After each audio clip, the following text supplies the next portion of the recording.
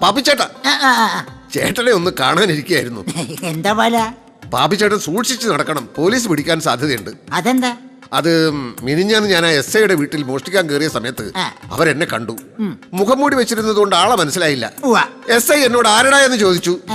ഞാൻ പാപ്പിച്ചേട്ടന്റെ പേര് പറഞ്ഞു ഓടിക്കളഞ്ഞു. അതാ പറഞ്ഞത് സൂക്ഷിക്കണമെന്ന്.